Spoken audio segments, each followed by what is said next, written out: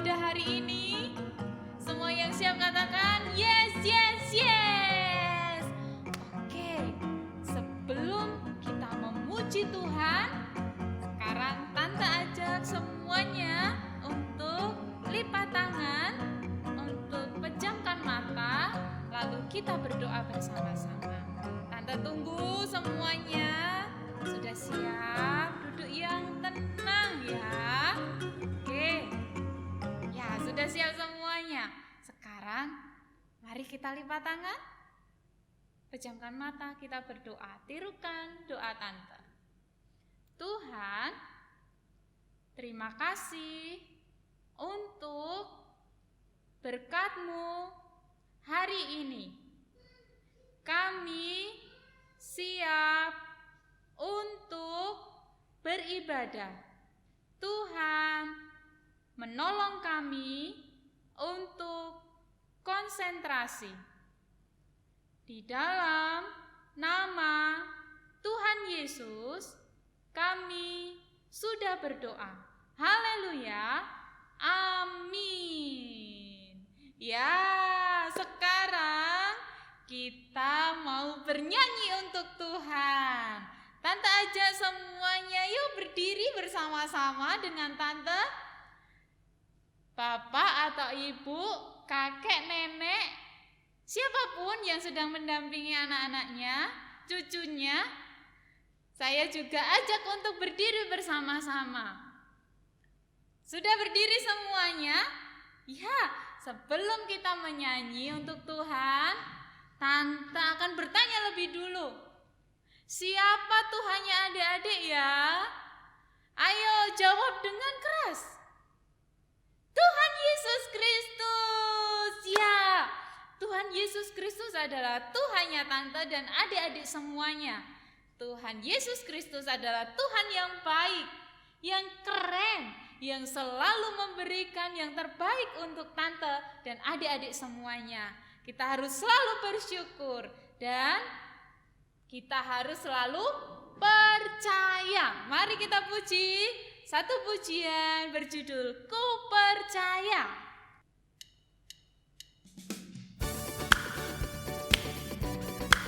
Nanti aja semuanya bertepuk tangan.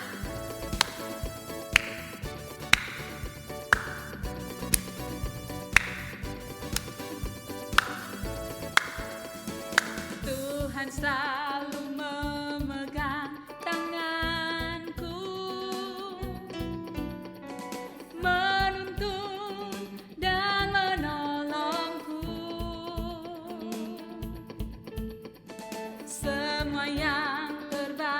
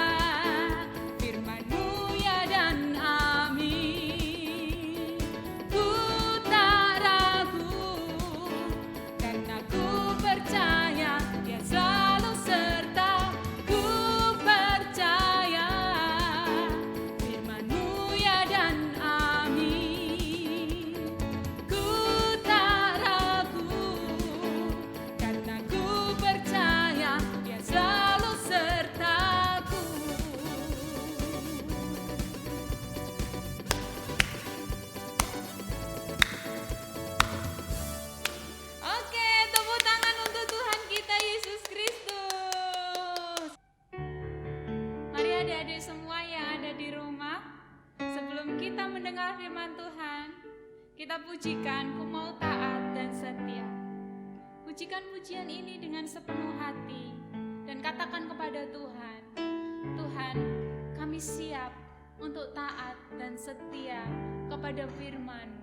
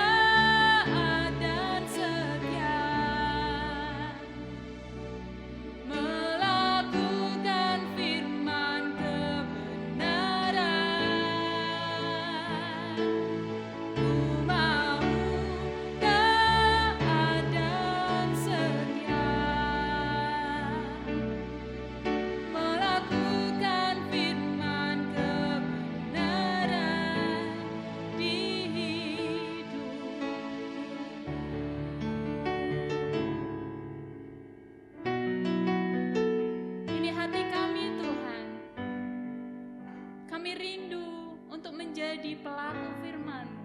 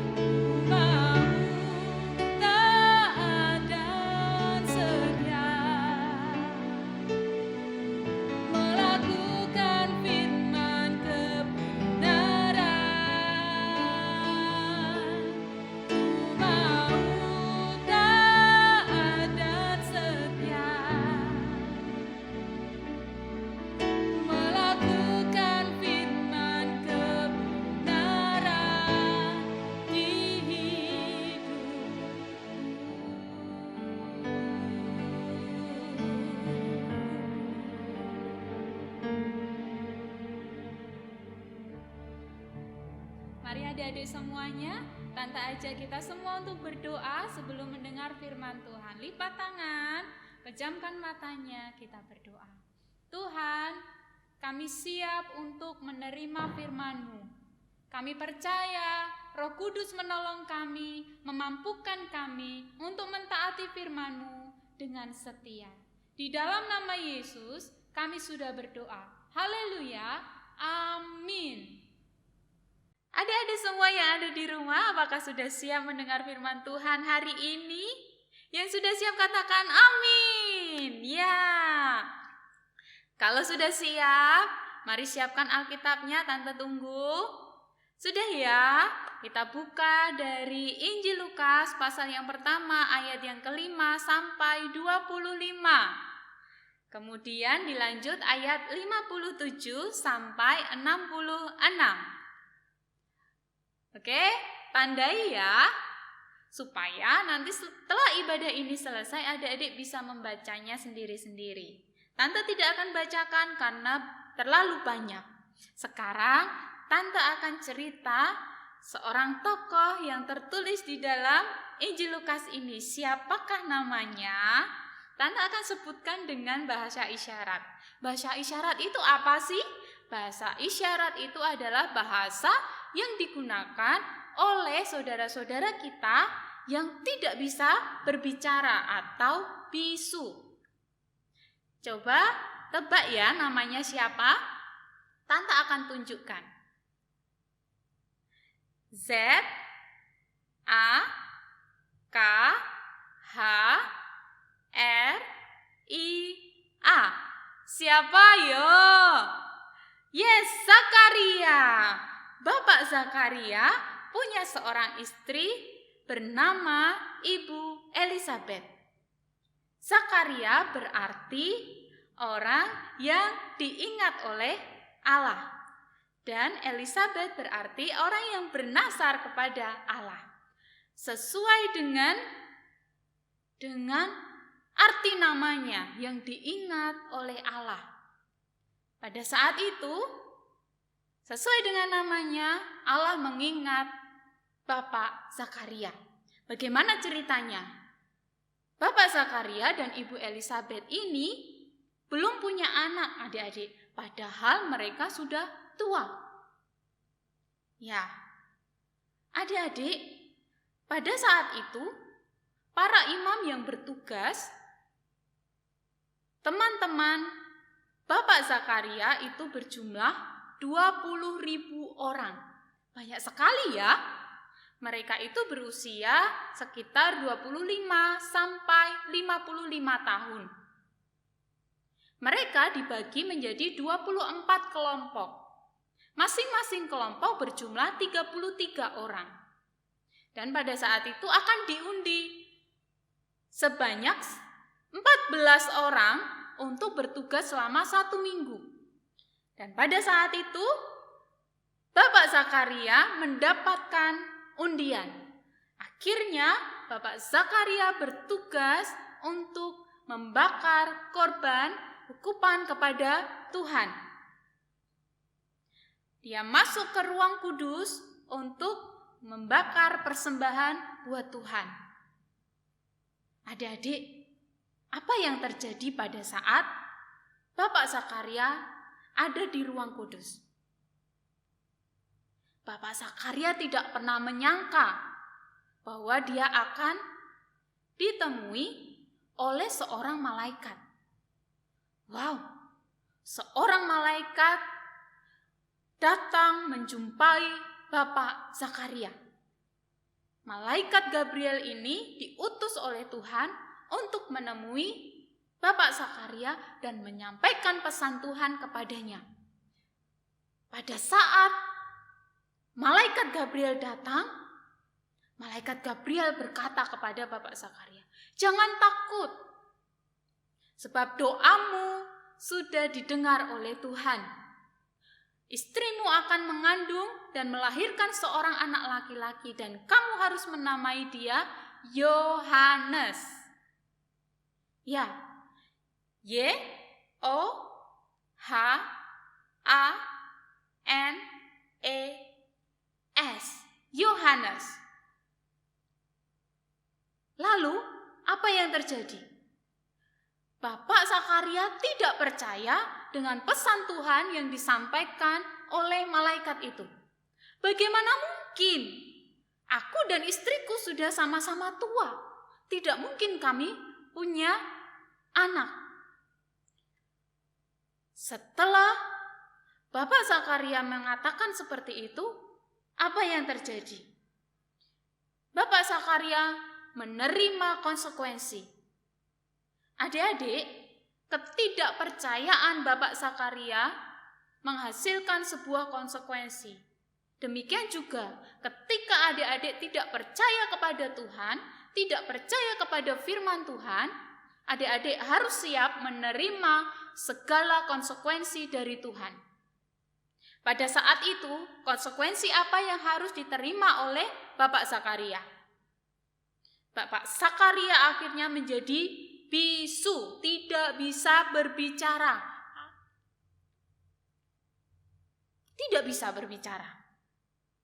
sampai anaknya lahir. Wow, lama sekali. Bayi di dalam kandungan itu berapa bulan ya?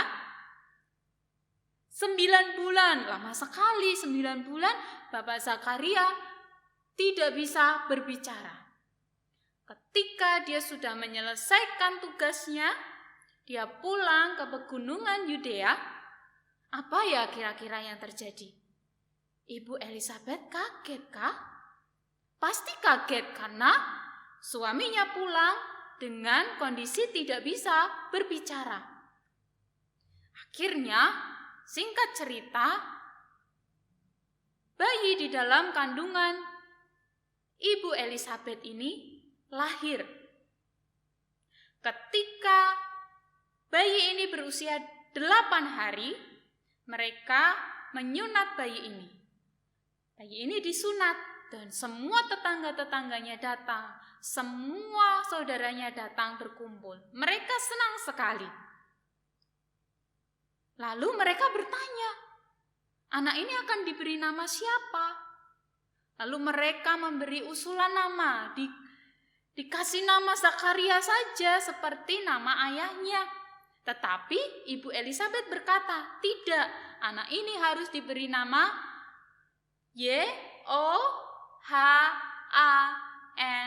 Yohanes, Yohanes.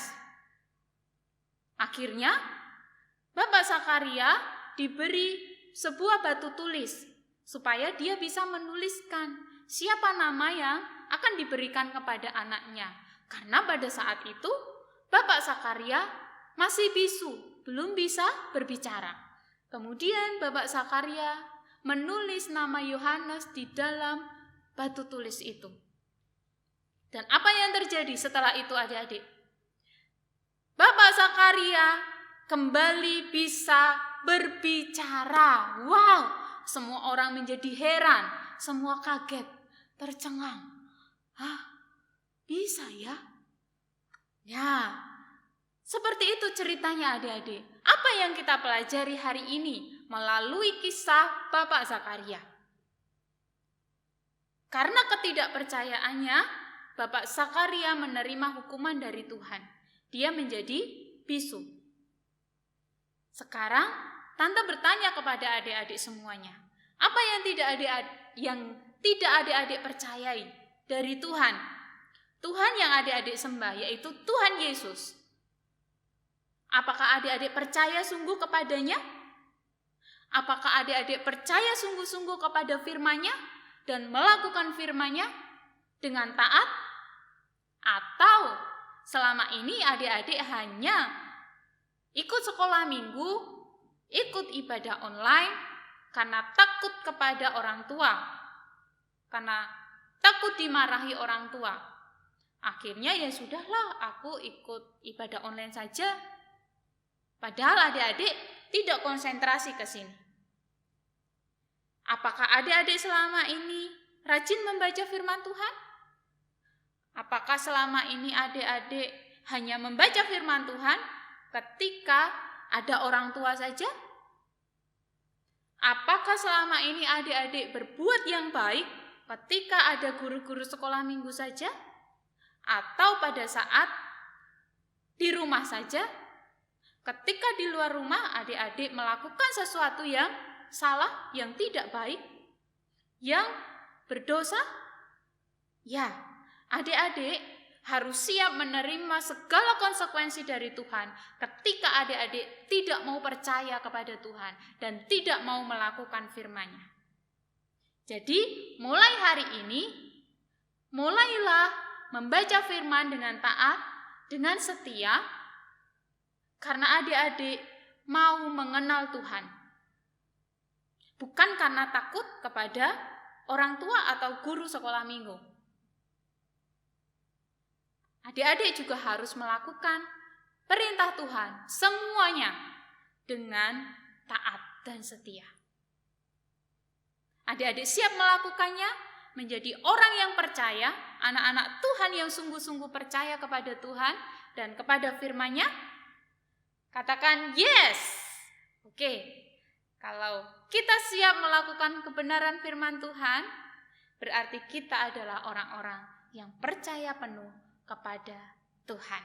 Jadilah anak-anak Tuhan yang percaya sungguh-sungguh kepada Tuhan Yesus Kristus dengan melakukan segala perintahnya. Amin. Kita akan akhiri ibadah kita di dalam doa. Tante ajak semuanya untuk lipat tangan, tutup matanya, kita berdoa. Tuhan, terima kasih untuk firman-Mu pagi ini. Kami sudah belajar melalui kisah Bapak Zakaria.